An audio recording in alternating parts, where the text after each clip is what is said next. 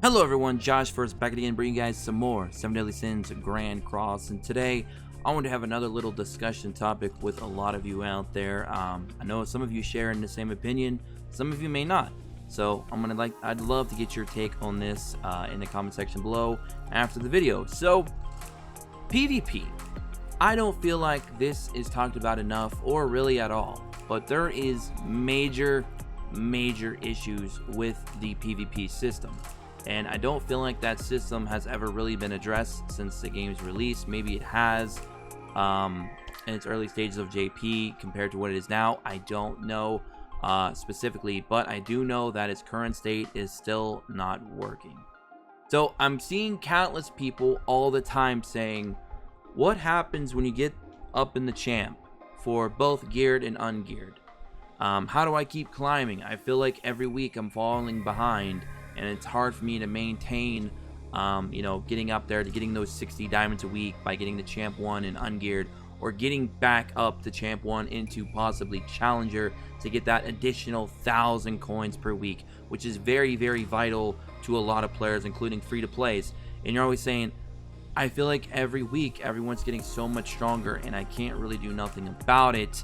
They're running food or whatever, and I'm trying to run coin food so I can farm up points, so I can get anvils to try to make my gear better, but it's becoming too difficult. Well, here's the problem.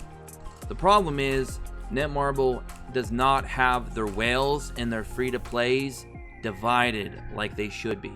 Now, a lot of you probably don't want to hear that, a company dividing players rather in their game, because dividing the player base up doesn't sound like a good idea. But for PvP, it does, and it makes a lot of sense.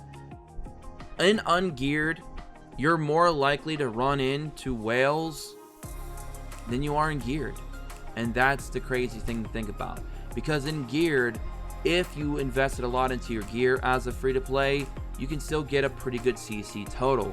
While as in ungeared, a lot of those players invested $40 here, $40 there, on and on and on, and completely decked out their units with cosmetics, thus making ungeared even more whale friendly than geared PvP. So think about that for a minute. You're going to be running in the Champ 1 right now, and I'm seeing constant players at 107, 108, even upwards of 111 plus K ungeared CC, and that is without CC food. That is just them being completely decked out, 6 out of 6 everything, link units 6 out of 6, all cosmetics, using big units that have high CC like Blue DN, Hauser, Arthur, obviously the new Big Daddy, Green Escanor, who has a ton of CC. Matter of fact, the highest CC in the game. So they are bumping those numbers up really high, and when you add food on top of that, it becomes really hard for players to keep maintaining themselves, which is unfortunate. But the problem is, with the current system, there's nowhere for these free-to-plays to go. They're literally, when they get up to that point, they're stuck there, which means they're gonna be stuck with these whales and megalodons forever. And geared, yes, you can D-rank and keep getting D-ranked, but if you do that, you're gonna be losing out on valuable coins. Thus, you can't buy your anvils every week because you have a lot of gear that you need to try and fix substats for. So it's becoming just a real big problem, especially with anvil packs now being available in the shop, and soon we're going to be getting, obviously, the training cave, which will introduce hammers and UR gear. So the problem is going to get only worse. So I mean, it's just a big thing that a lot of players are experiencing, and I kind of want to address my opinion on it. Again, I want to see what you guys and gals out there think. Let me know in the comment section below. Do they need to change the system of how players are in matchmaking, and how the ranks are actually divided, to make it a little bit more to where the whales are all fighting other whales, and the free-to-plays are fighting mostly other free-to-plays? If we could try and find a nice balance for that, I think it'd be better for PvP overall.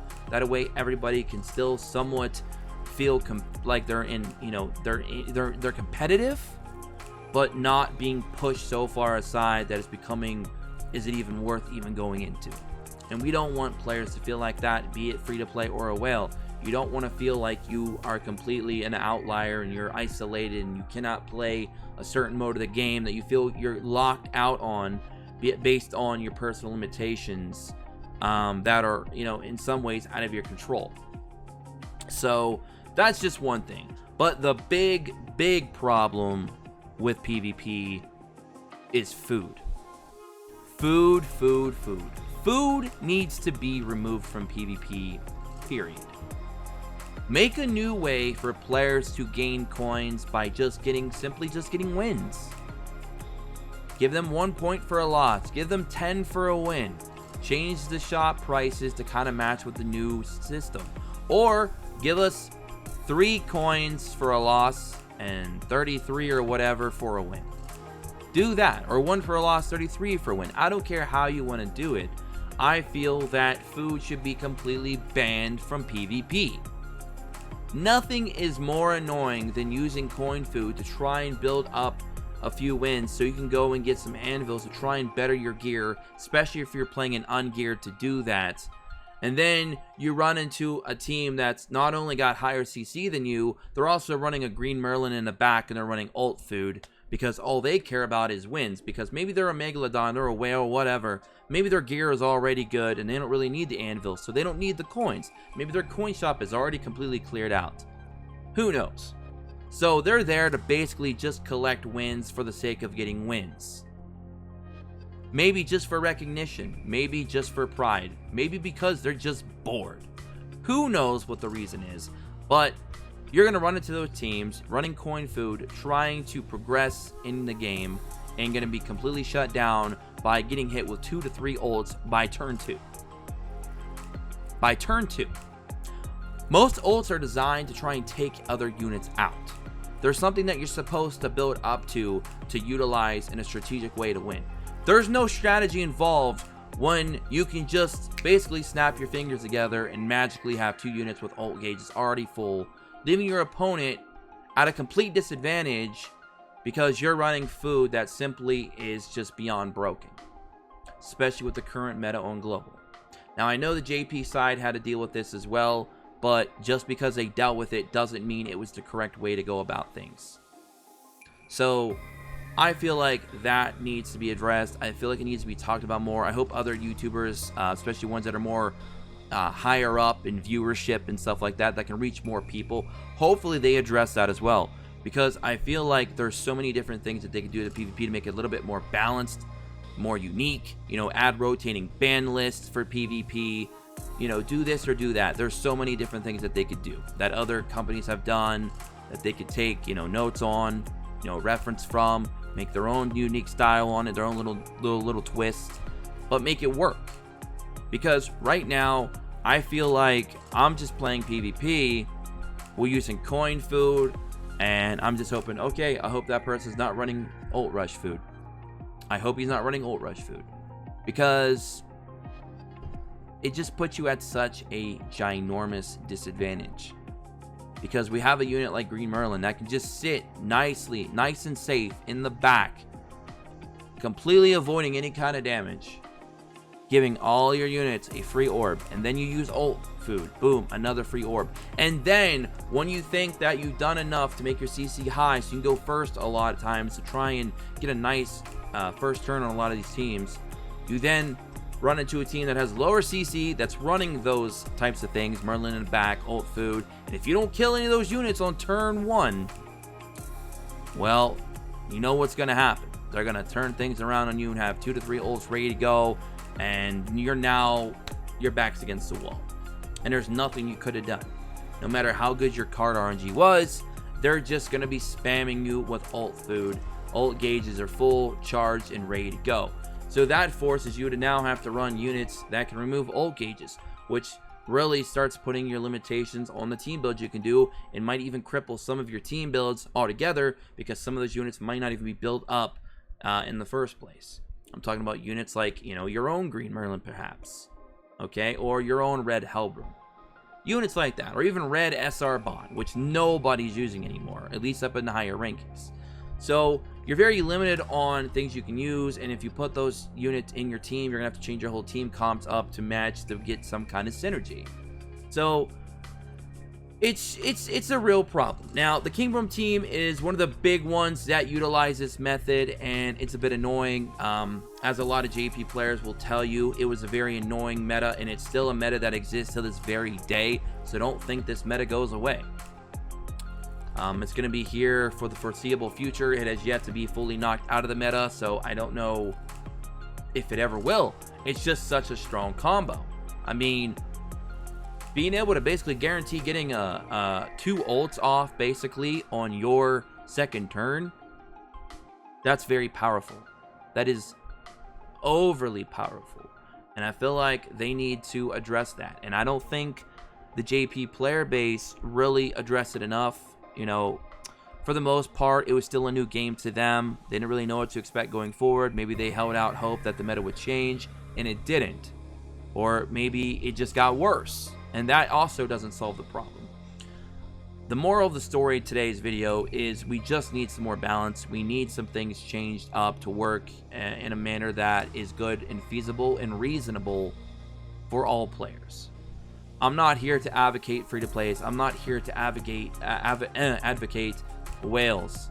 I'm here to advocate the entire player base in getting a nice, competitive, and balanced PvP.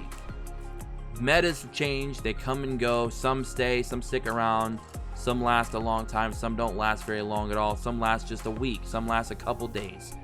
It doesn't matter what the meta is, you can still find a way to balance the game, still be profitable to Netmarble, but still be enjoyable to the entirety of your player base, aka a lot of in which your consumers. So that's what I'm really trying to get at here, and I'm hoping that we can get things like this jump started. If we can reach, you know, enough people to speak out about it, maybe Netmarble will finally hear our words. But it's going to take a lot of people to push that envelope. So I don't know if it'll ever happen, or maybe just Netmarble will just sit there and think themselves, hey, this PvP system needs completely rehashed, revamped. But I don't think they will, because they're making a lot of money. So we'll have to see. But hopefully they can do that. Now, I'm in the, you know, content creator program, so I felt like this was a good platform for me to discuss, you know, some of my feedback and concerns for the game that I'd like to be improved, because that's what Netmarble kind of wanted us to do in the program.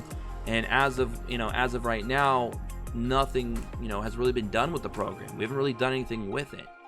So until they decide to do something with it, I'm just going to take, you know, the liberty to go ahead and throw my feedback out there to the world, and maybe hopefully one day something sticks. We'll see. But again, I'd like to get your thoughts and opinions on what you think about PvP, you know, geared and ungeared, what you might change, some of the ways that you think you could improve it, because I'd love to get some of your thoughts, opinions, and ideas and feedback as well on that situation, because I feel like it's just not talked about enough, and I would love for it to be. So that's pretty much it for me. And it's not just ult food as well, guys, before we go. It's a lot of different foods that I just don't feel should be a part of PvP at all. I just feel food should be banned from PvP in general. I feel like PvP should be how good is your team, not how good is your team with so-and-so inserted food. And for a lot of players out there, if you feel that food isn't that important, you're very, very, very misinformed. Because food is very powerful. CC food allows you to go first. If we're in a first turn meta, what do you think is going to happen? If we're in what we are in right now, an ult rush meta, which, you know, like I said, never really fully went away on even JP, there's a problem. Because ult food is so powerful, because it affects all of the units that you know on your team, and it allows you to basically turn one, set up an ult, or two potentially, especially if you get a silver card to roll in on turn one, which happens quite often. So it's a very, very, very overpowered food, attack food, pierce rate food, you know, defense food with a Guild Thunder in the back, you name it. There's so many different nasty combinations that I just don't feel need to be, they're unnecessary. I do not mind losing to an opponent with a higher CC than me, with better gear than me, better cosmetics than me, just outplayed me. Those are all fine. That's part of the competitive nature. What I do have a problem with is running into a team that just pops food, starts spamming 20,000 emotes, thinking that he is top of the world. You know, he's just an OG original gangster. He's just gonna come down, you know, and he's just, you know, he's king, right? And he's royalty. I should just bow down to his, you know, his epic, amazing play. When all he did was just, you know, he run old food, and he just spammed 2 ults on me, and I couldn't survive him because King 6 out of 6, Helbram 6 out of 6, Escanor 6 out of 6, Arthur 6 out of 6. Even in some cases, depending on how you build them, Gother 6 out of 6. A lot of those units I just listed, not all of them, but the ones that I just listed in general, hell, even Hauser, for example, they will nuke your whole, they'll nuke your whole team or nuke a unit to where they're dead. They're gone.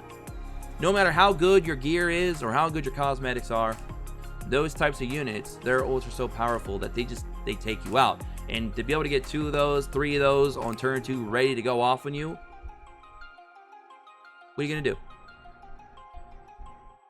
And you know, you could use food yourself to try and beat some of those teams, but then you're not gonna get your coins. And again, coins are very, very important, especially for free-to-plays. So this video might be more geared towards the free-to-plays and the casual spenders than the whales themselves, but I still thought, nonetheless, it was a good video to bring out. So that's going to be it for me. We talked long enough, rambled on long enough. Hope you guys enjoyed videos like this. If you want to see some more, you know, ideas and discussion videos like this that I have maybe planned for the future, let me know, and we'll try to get some more out, because I definitely like doing these types of videos. I think it's really cool. It's a nice little palette cleanser in between like updates and you know, general gameplay and stuff. So again, let me know. Subscribe if you're new here to the channel. Don't forget to take notifications. Join us in the Discord in the description below. We do a lot of game testing, a lot of idea crafting, theory crafting. So if you guys and gals out there want to learn a lot more about the game, the in and outs, and, you know, test some new things out, definitely don't forget to join us in the Discord below. If you guys want to play the game on full screen like you see me doing right now, go ahead and check out my BlueStacks link in the description below. It really helps out the channel a bunch. And like the video if you did, and I'm gonna catch you guys on the next one. Until then, as always, take care, stay safe, and peace.